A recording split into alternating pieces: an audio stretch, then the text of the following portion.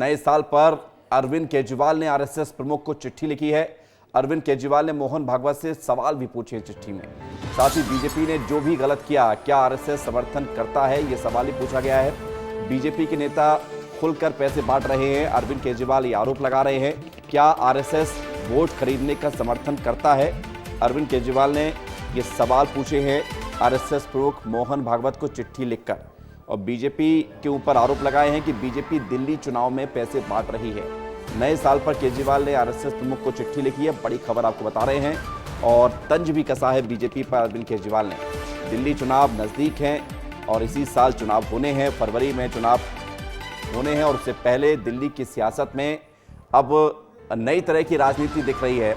अरविंद केजरीवाल ने चिट्ठी लिखी, दलित पूर्वांचली के वोट काटे जा रहे हैं, क्या आरएसएस को लगता है कि जनतंत्र के लिए सही है, क्या आरएसएस को नहीं लगता बीजेपी जनतंत्र को कमजोर कर रही है। कई सवाल अरविंद केजरीवाल ने चिट्ठी में, इस पत्र में पूछे हैं मोहन भागवत से। तो बड़ी खबर आपको बता रहे हैं, और इस बीच दिल्ली बीजेपी ने केजरीवाल को भी पत्र लिखा है। आशा है कि 2025 में झूठ बोलना बंद कर देंगे।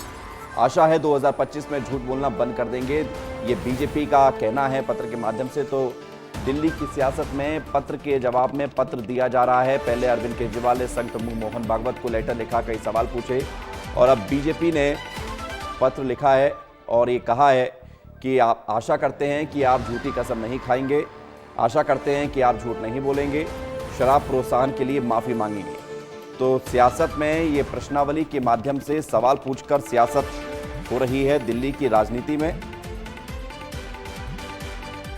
और ये लगातार कोशिश की जा रही है दिल्ली में कि जनता के बीच ये संदेश दिया जाए कि जनता के हितैषी हम हैं।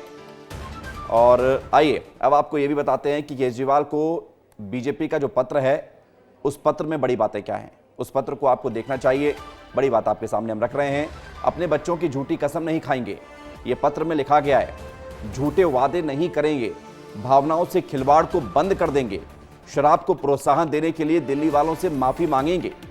इसके अलावा बीजेपी यही नहीं रुकती, आगे सवाल उठाती है और कहती है कि यमुना मैया की सफाई पर झूठे आश्वासन के लिए अरविंद केजरीवाल माफी मांगेंगे।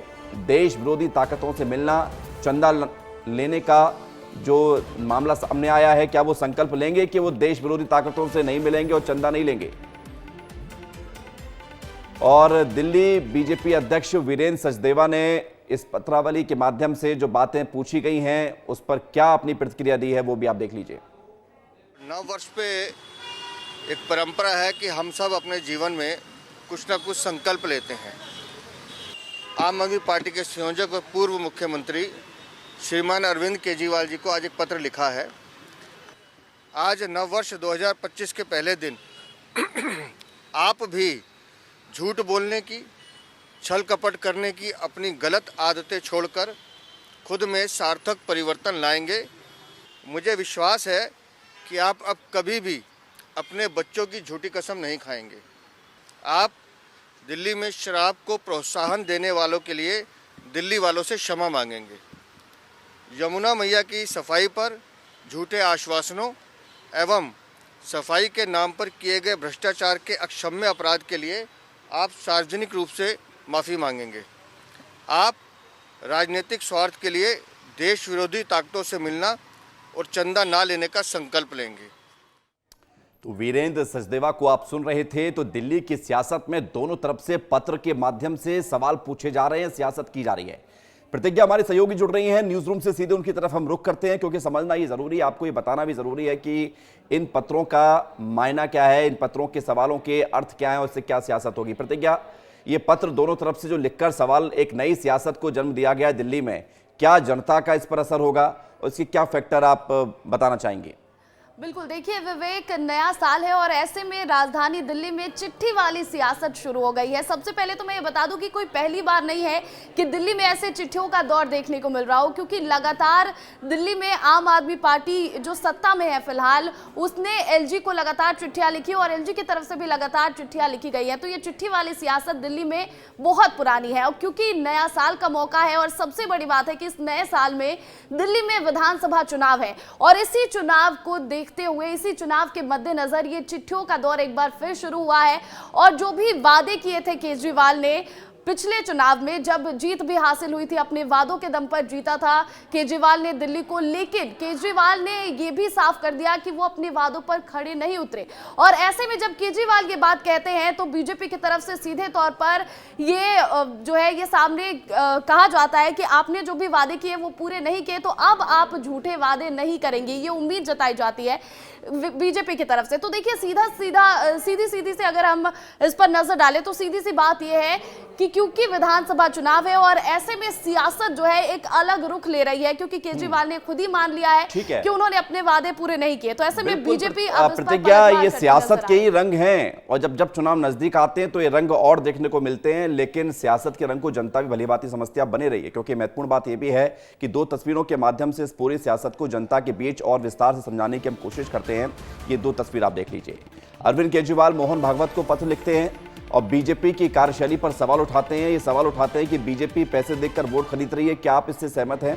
आरएसएस और बीजेपी के बीच एक गतिरोध पैदा करने की भी इसे कोशिश माना जा सकता है और साथ ही साथ सवाल पूछे गए तो सियासत भी है। दूसरी तरफ बीजेपी ने ये कोशिश की कि उसका जवाब उसी अंदाज में दिया जाए जो सवाल अरविंद केजरीवाल ने आरएसएस को पूछे, तो बीजेपी ने भी वैसे ही सवाल पूछे हैं। लेकिन भागवत को लिखे गए अरविंद केजरीवाल के लेटर में बड़ी बातें क्या है ये भी आपको दिखाते हैं हम, और इसमें आप समझिए कि अरविंद केजरीवाल ने क्या लिखा है। बीजेपी ने जो भी गलत किया क्या आरएसएस समर्थन करता है? अब बीजेपी ने क्या गलत किया इसके बारे में वो आगे लिखते हैं कि बीजेपी के नेता खुलकर पैसे बांट रहे हैं। क्या आरएसएस वोट खरीदने का काम करता है? क्या आरएसएस वोट खरीदने का समर्थन करता है? दलित पूर्वांचली के वोट काटे जा रहे हैं, क्या आरएसएस को लगता है कि जनतंत्र के लिए यह सही है? क्या आरएसएस को नहीं लगता कि बीजेपी जनतंत्र को कमजोर कर रही है? ये सारे सवाल अरविंद केजरीवाल ने पूछे हैं। जनतंत्र को कमजोर कर रही है क्या बीजेपी?